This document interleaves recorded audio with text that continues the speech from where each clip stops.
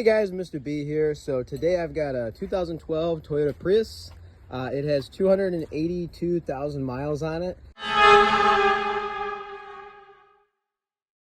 And it has a cylinder number 1 misfire, and the owner of the vehicle claims that he has never changed the spark plugs, which is impressive. So we're gonna go ahead and get access to those spark plugs, take them out, see what they look like, and try and figure out where that misfire is coming from. On this vehicle, it's a little difficult because of everything that's in the way. So I'm gonna remove this little plastic piece here. And then these coil packs are right above the spark plugs. So the problem with this design is that when you unbolt the coil pack has no room to get out. So this whole cowl piece has to get removed, and we're going to start by removing the wiper motor. So I'm going to have to take that nut loose, and that nut loose, and get the wiper arms off first, and then I can pop this plastic piece loose and see what's underneath there. Either way, this whole piece right above the engine, this cowl, definitely has to be removed to get those coil packs out and get the spark plugs out. So a reason why you would want to do a tune-up or change out your spark plugs is because spark plugs are just wearable items. And that's why I'm doing it on this vehicle.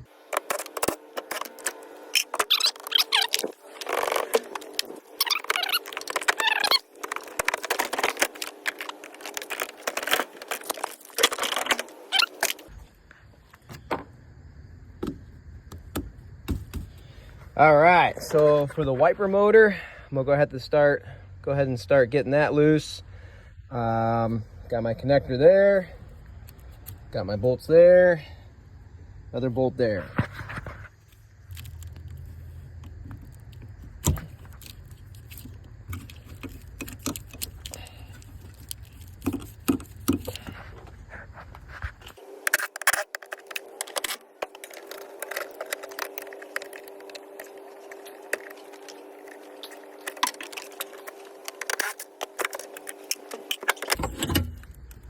And there's my wiper motor.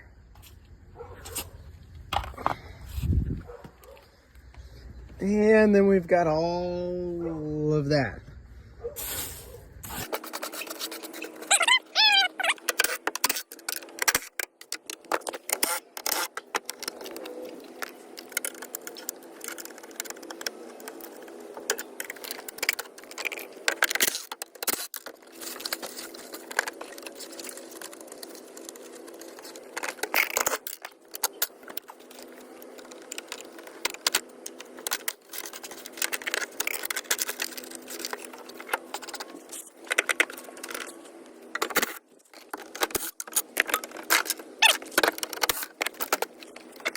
Aha, there's a bolt there. Take that loose.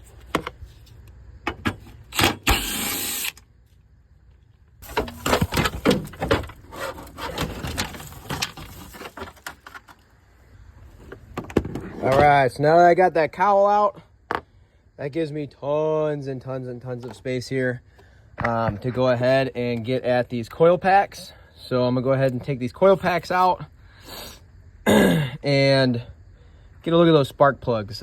Before I do that, I'm gonna do this one at a time. I'm gonna do one cylinder at a time, so that way I can check running compression.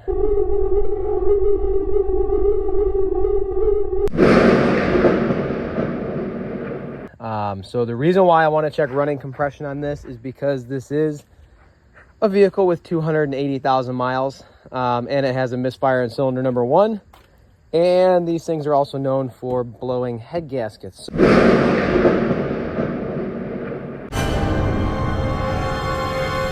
So I just want to make sure we've got good compression before I slap some new spark plugs in it.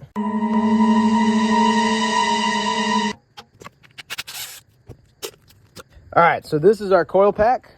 It's possible that the misfire is caused by this coil pack as well. So what the owner of the vehicle and myself decided to do is go ahead and get new coil packs for it. So I've got all new coil packs for it, simply because of the fact that you have to remove that whole cowl and the wiper motor just to get down at the spark plugs. So with 280,000 miles, it's possible that that coil pack is going bad, and that the spark plug needs to be replaced anyways. So we're going to do the coil packs at the same time. Do they always need to be replaced? No, but this is one of those situations where it's best just to do it now and save the money on labor than do it in, 3 months or, 2 years or whatever it is. So either way, I got new coil packs for it. So if you look down in there, that's where the spark plug is.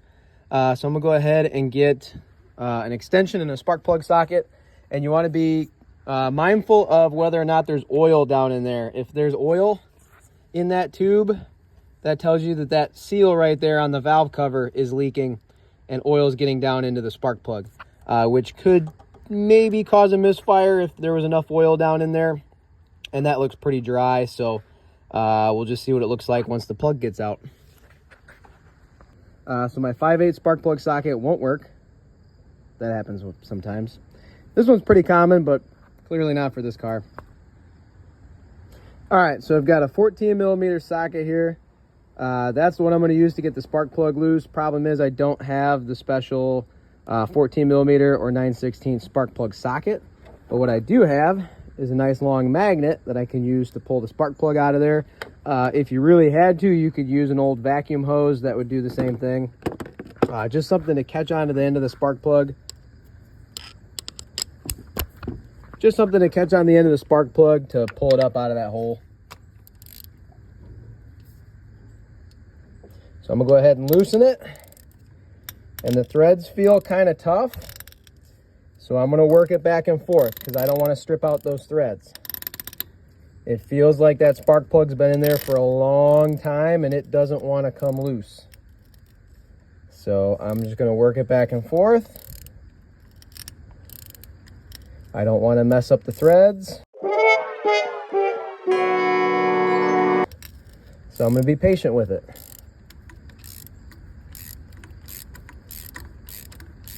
And that's starting to feel a lot better.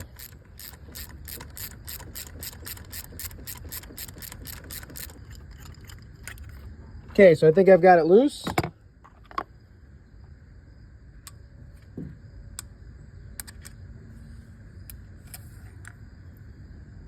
And there's our spark plug. All right, so looking at that spark plug, definitely looks like it's worn down. Definitely looks like it's pretty old. So I think it's about time for a new one. All right, so before I do put a new spark plug in there and start putting new plugs in this vehicle, I am going to check the gap on the old one, mainly just to show you guys how to use the tool.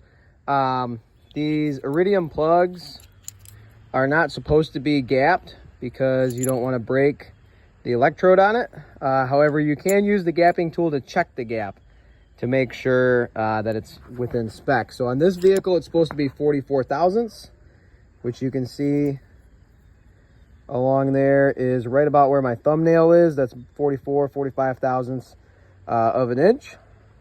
So literally all you got to do is take this tool and put it between the spark plug gap to check the gap.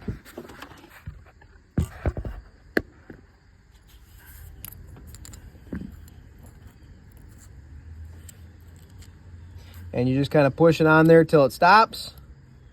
And surprisingly, this one's at 46 thousandths. So it's pretty close to the gap that it's supposed to be at. But like I said, this spark plug's definitely an older plug.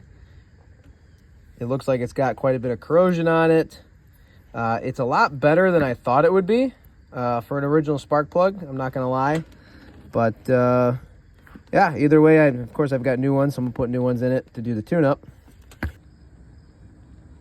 So another thing I've been noticing too as I've been removing these spark plugs is you can see the white buildup and soot. Unfortunately, that is a telltale sign of burning coolant. And I know that these engines are notorious for blown head gaskets after 200,000 miles. So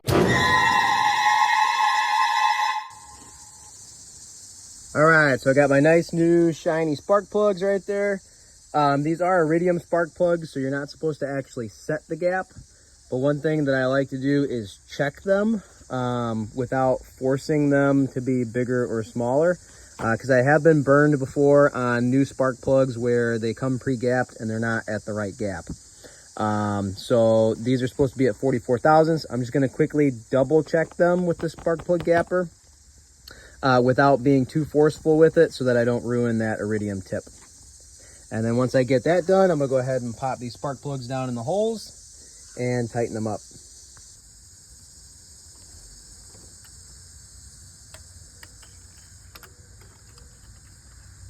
So I'm going to go ahead and get all these spark plugs in. I'll show you guys how to do this one, and then I'll of course put the rest in. You don't want to overdo it. I like to just use my regular 3/8 drive ratchet. But you also want to make sure they're tight, because if they come loose, you're going to have a compression leak. And of course, you don't want that. Okay. So here we go. So I'm just going to snug it up till it wants to stop. And then give it just a little bit more. Right there. Okay, so you want to make sure it's snug, you want to make sure it's tight, but you also don't want to over tighten it and overdo it and have it snap off inside the cylinder head.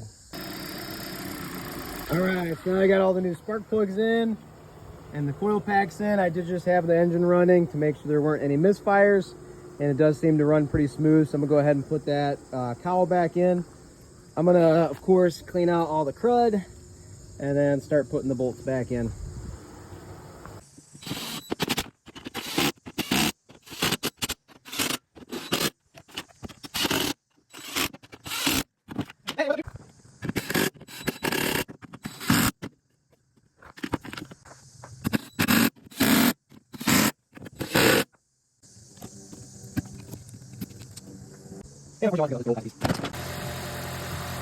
All right, and then anytime you take the wiper motor out, you always want to make sure after you're done installing the wiper arms that everything works properly.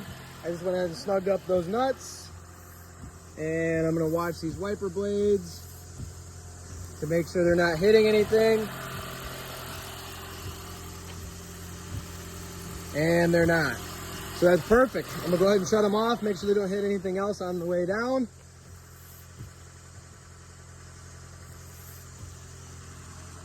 And there you go. So that's how to do a tune-up